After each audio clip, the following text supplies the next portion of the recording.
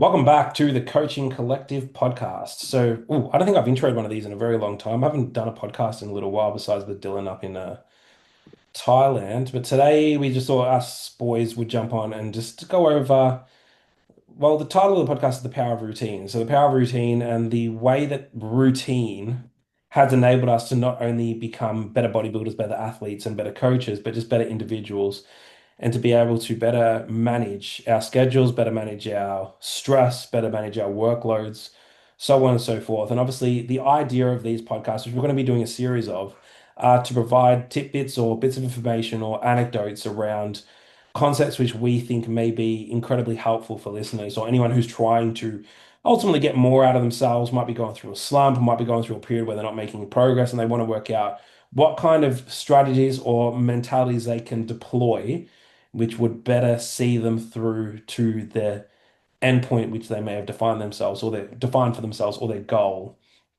So did one of you want to make a start on this, or did you want me to just jump into it? I was gonna say maybe do you want to go through what everyone's morning routine looks like, or like just routine in Oh general? yeah. I reckon that'd be a good Yeah. way to sort of get people a little bit of an insight of how everything sort of navigates. Well, I can start because I can give you a little bit of an example. Because like I personally was previously someone who would wake up at 8:30. I'd go to bed at midnight watching copious amounts of Netflix and football talk back before bed. I'd be underhydrated. I'd struggle to keep on top of my day as a result of this. And then prep sort of forced me into a position where I had to create a more definitive morning and evening routine, which I felt I need to be on top of in order to better conduct my day.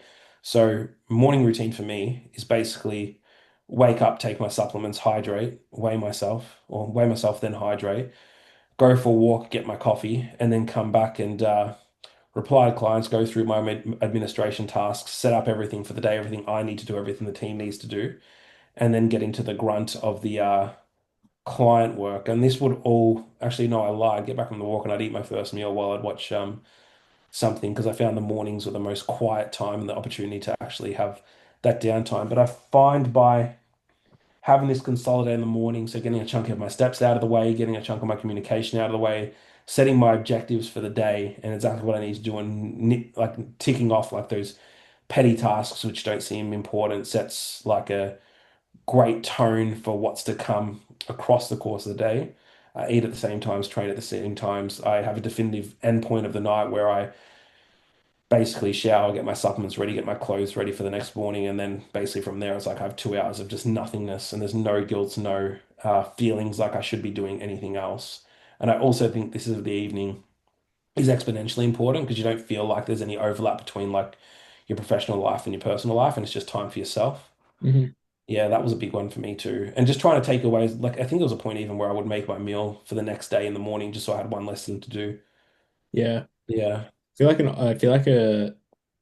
feel like sometimes you can have the carryover from like a prep to an off season, but I do still feel like some things do change. Like that one, for example, it's like the little things that change in your routine.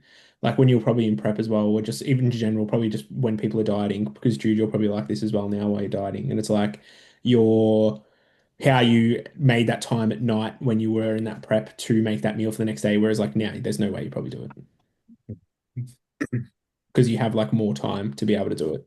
Yeah. Instead, There's no worse feeling than getting to the end of the night and knowing there's still so much to do. It's like 8 o'clock, you still got work to do, you still got steps to get done, you still got meals to make. It's like you still got to shower, get ready for bed. And then you just like your anxiety is like through the roof. You feel so switched on, but so tired at the same time. You get into bed and then you're just like sitting there looking at the roof and your brain is just constantly ticking and ticking. You can't like get into a good like pattern of sleeping. I yeah, think the worst feeling to have is feeling like you're trapped by the day. Mm. And like, as in, you just don't have any downtime. It's all go, go, go, whether that be training obligations, whether that be relationship, work related obligations, etc. mm, Obviously, relationship obligations can be downtime. They can be more intensive dependent on the circumstances. But for me, I find by having that routine, I can remove that trapped feeling because there was a period of time in my life and my business where I just felt like all I did was work and train, work and train, work and train. yeah, That earlier morning, that establishment of doing this at this at this time removed that for me. So there's some more calm about it. yeah. I feel like But it's like, and it's even with clients, like I really drive the whole routine thing. It doesn't mean it doesn't even have to be routine through the day, because like obviously as the day goes on, things get thrown at you, but your morning never changes unless you sleep in, I think. Yeah. I don't think anyone should at all sleep in. Yeah, but that's what I'm saying though. Like unless you sleep in, that's the only thing that will ruin a morning routine. Like if you have a routine for the morning, nothing can change. And if you do sleep in, it just like pushes things back, obviously depending on what you do, right? But Yeah, the tone, I find the tone of my entire day will change if I sleep in even an extra hour. yeah, it ruins everything. You slow Yeah. down working not efficiently because I feel like as well you don't work as efficiently in that sense because you feel a sense of like rush. Yeah, Like so you you feel work like you're slower, you rushed in, you've procrastinate. lost an hour. Yeah, because I find like if I wake up at 6 and I start working by 6:30, that's optimal for me. But Mm, this morning I wake up at 7 because I didn't sleep well last night and I wasn't really behind the eight ball because it's a quieter day. But if it wasn't a quiet day for me, check-in wise, it would be a shit show. yeah. Yeah. And I feel like as well, like if you even just that, I feel like even just like saying that, like you normally start at 6:30, but today you start at 7. I feel like that 6:30 is like that half an hour is even just like a buffer of just like not so much brain dead work, but like when it's like you have that, you've got that 30 minutes of buffer where you've had the extra time. So it's like when you're working, it's like it's okay if you're a little bit slower with something because you've got the extra time. Whereas today you'll probably be like, fuck, it's because of that extra half an hour that I lost that like I can't afford to be that little bit slower today. Well, it's the difference between being able to eat my meal doing nothing and have to force feed the meal between updating tasks and messaging clients. Yeah. Because even like when I write out like your tasks for the day, I don't want that overlapping with my expectation to reply to messages for clients. So even one of the things I do now is I'll top up my steps before I go to bed because I'm a little bit less inclined to get steps at the moment. Speaking of which, and when I do that, I'll just be on top. I'll get on top of all messages just so I have less to do in the morning. Yeah. So it's not ideal because that doesn't play hand in hand with that definitive cutoff at the end of the evening. Mm. But little tasks, like even like lately, what I've been doing is open the laptop 15 minutes before bed just to sort of nip those little bits and pieces for the next day off. So I can pretty much just get straight into it from waking up. Yeah. Yeah. Yeah. I even found yesterday, it's like now as well, it's like even, well, fuck, even like Alana was saying it today because she has been training in the morning the last couple of days. And she said to me just before, she's like, I've been trying to work out why I've had so much like more downtime at night to like do shit for like her like tattooing business and all that kind of thing. And she's like, it's because I haven't been training in the evening. She's like, I train in the evening. She's like, I get home from the gym at like 6:30. And she's like, by the time we like cook dinner, eat, it's like 7:30, 8 o'clock. And it's like, fuck, you lose like the whole night. Yeah. Which I think morning training is super underrated for people that are like busy or want to find like family time or want to find like time for their partner and stuff. Yeah, but it's not underrated for training performance is the only drawback to Yeah, that. that's the only bad thing.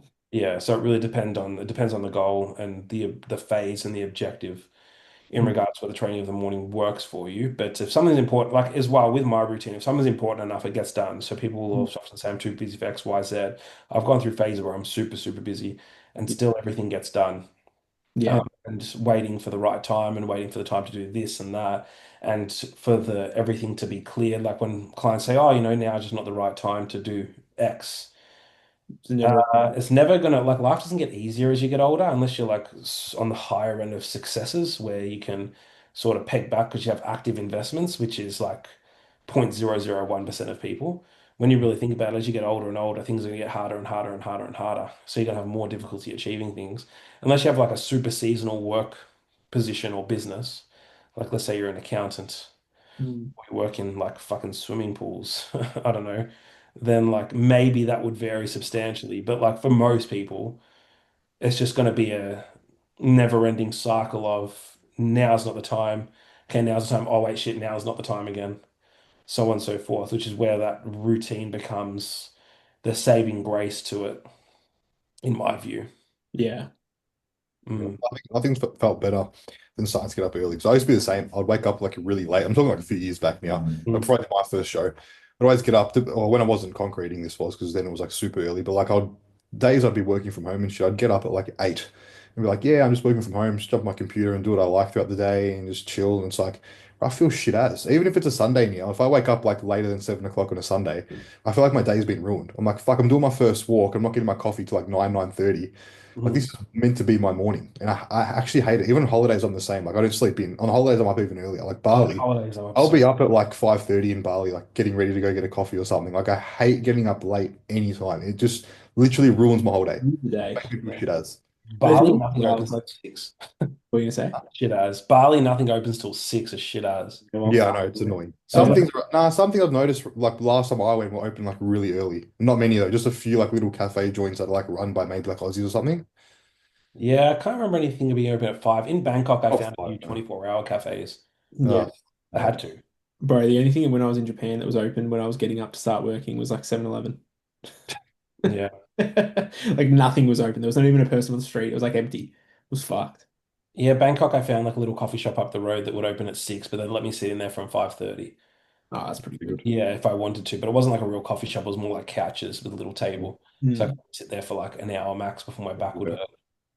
But I'm the And same. Like I hate sleeping in now. I can't do it. It and shits for me. anyone listening as well, getting up early doesn't count if you get up early, but you doom scroll for 45 minutes in bed. That's not Yeah, getting no, up it doesn't early. count. No, you got to get out of bed. It's about getting up and getting out. Man, the best times in my life was when I was waking up at 3:30 in prep. Yeah, that'd be mad. You'd have your Yeah, day that was started at just like pure 2 o'clock. peace for 3 hours. I just look forward to it. I reckon now the only reason I can't wake up at that same time is because I have a little bit of sleep apnea. I was gonna say, ever since I started using that machine, Yeah. the CPAP, I wake up and I can just jump out of bed and do a fucking handstand. Like I feel Yeah. so good when I wake up. The past 2 years, I've done the same. I just jump out of bed, but so groggy. And I've only realized it now since using it. It's like shit. I actually feel good as when I wake up. Like I'm so Mhm. energetic. Makes a massive difference. I never got that with the CPAP. It was just too annoying. Yeah, but How you long need did you to use do it it for now. though? Not long enough. I just could get used to it. It took me like at least 6 weeks to get used to it. The first Yeah. like 6 weeks, I slept like shit. I found even just with nasal strips, I sleep better now. Mm. Yeah, you can get the mouth things that go into your mouth that force your jaw forward as well. Mm. Yeah, I've And seen for it. anyone listening, sleep apnea just because we're heavy. Yeah, Yeah. I was at I that can't. stage I'm like 101 this morning. Yeah. with rock hard abs. Yeah, somehow. Having fun. Jeez. Mm. But I even notice when I sleep on my back or lay on my back, I can feel myself cut off the breathing every so often too. Yeah. Yeah, it's shit. I need to sleep on my front, which is even more annoying. Yeah. You're probably gonna have to invest in one again soon. Oh, I will have to, yeah. I'm sort of hoping to adapt because I find when the body weight pushes up, it just takes a little bit of time to normalize there. Yeah, you Mm. gotta get the full face mask. I think you had the F40 mask you were telling me. I can't remember. The full face one just so much better. Yeah. But yeah, back to the routines. Yeah, and also, yeah, obviously sleep cycle is going to play heavily into your ability to sustain that routine too. Like I found like even like vaping and stuff would significantly disrupt my sleep cycle. And even just day-to-day energy levels, because you do need to have an underlying drive, but that underlying drive, that sense of motivation you feel in that early rise makes a substantial difference in regards to your ability to apply yourself across the day as well. Mm. Because you always just feel like you're better than people. I don't mean that in a literal sense, but you feel like, fuck, I'm doing more than everyone else. So it's almost like a sense of, let's fucking go. Do you know what I mean? Yeah. So Mm. get the G up. Yeah. But I got clients that wake up at like 10, 11 o'clock and I say to them every check-in, what are you doing, mate? Mm. Like, come on. Like, that's not practical. And like, nah, but I still sleep 9 hours. That's not the same. Yeah, it's not. Yeah. Sleep 9 hours from midnight till 9 a.m. or sleep 9 hours going to bed at 9:30. You'll have such a Yeah. different, like a massive drastic change in energy. Mm. But I can understand how certain people don't want to adopt those kind of routines where they go to bed early, wake up early. Because if you're working a 9 till 5, and you get to home at like 6:30 at night, to know that you get home, you only have like 2 hours before you have to go to sleep. Mm. It's Yeah, not true. exactly inspiring. Mm. No. Yeah, But at but the same time, like going to bed at 10:30 and waking up at like 6:30 is still Yeah. like a decent amount of sleep. yeah, Yeah. but except in the morning, you kind of know that you have to be here in 2 hours rather than at night, knowing it's on the other side of sleep, and you could just sacrifice some of your sleep for it. Yeah, it's true, but Although in that 2 hours, they've got time to go get all their steps in, potentially train. Yeah, potentially just chip away at few some tasks which allow them to manage before, Yeah. but obviously work-life balance in Australia is not ideal. Yeah. Mm. So regardless of how you look at it and how you structure it up, you're always going to have some pressure pressed on it. yeah. Um, But fuck, talking routines, I think the biggest thing with a routine is just establishing that wake time. And just, I think for me as well, just acknowledging every task that I need to do across a day is super important. Like I always map out everything that I need to do on a specific day the night before. Yeah. So, and then I just chip away at them as I go.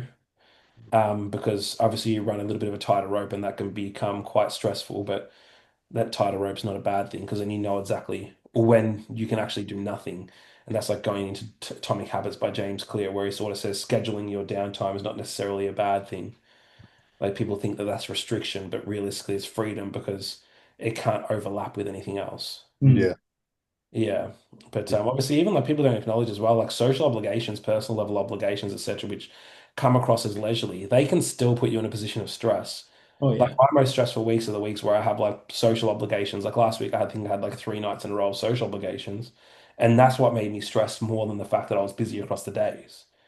Yeah. Yeah, um, yeah. Like Friday night we went to like their parents, and then Thursday night we had the event, James. Oh yeah. Yeah, little things, but sometimes you need to know, you need to be able to say no to.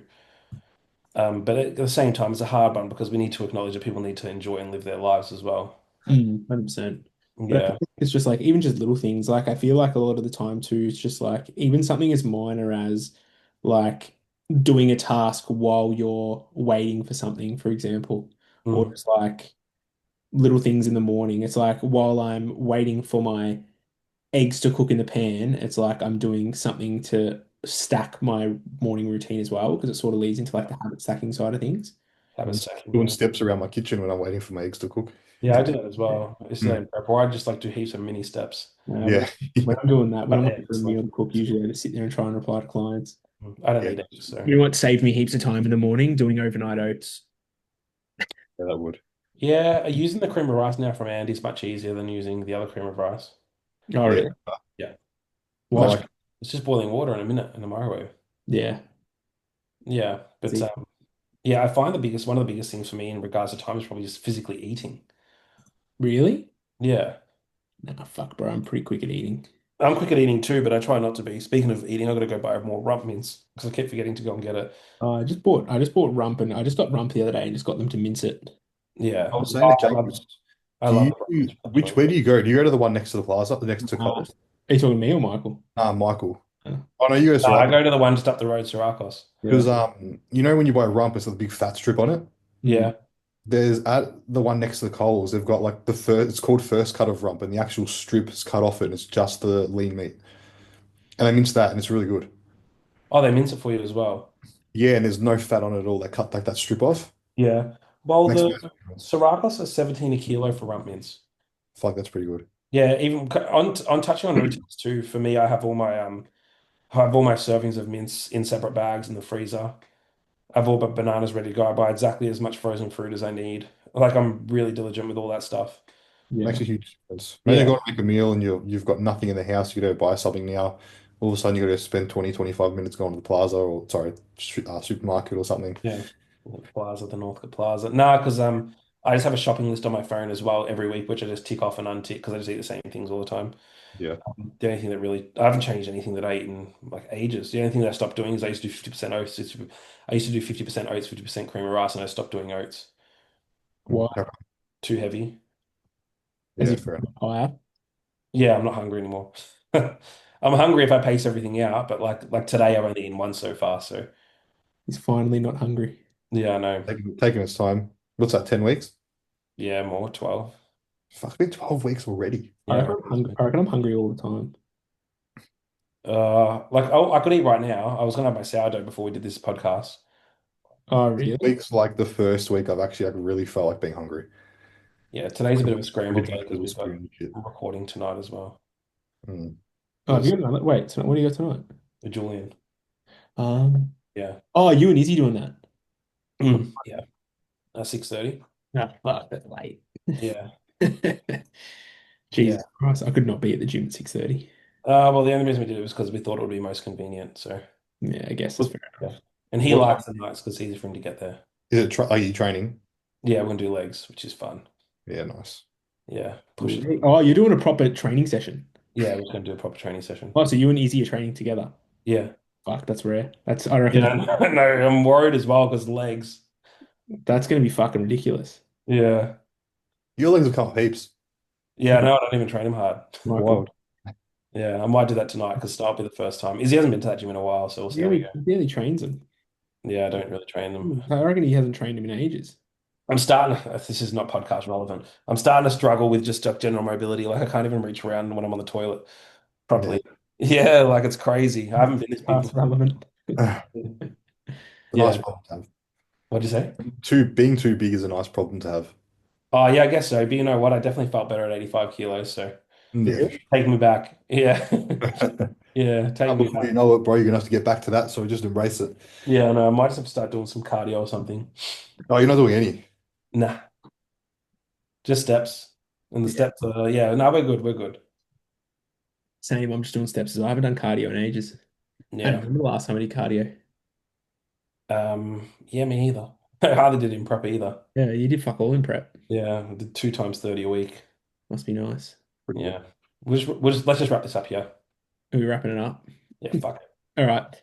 Easy. Thank you for listening, everybody. Hopefully, you got something out of these quick, short podcasts. We're hoping to do a few more shorter ones with just us because we feel like we just want to be able to help people with just smaller things instead of it just being like conversations with other people about them and their lives and just little things. And we also want to draw back a lot to just general population too, which is a big one because we find that a lot of the time these draw to bodybuilding. So we want to be able to help people that are just like lifestyle and all that kind of thing. But yeah, hope you enjoyed.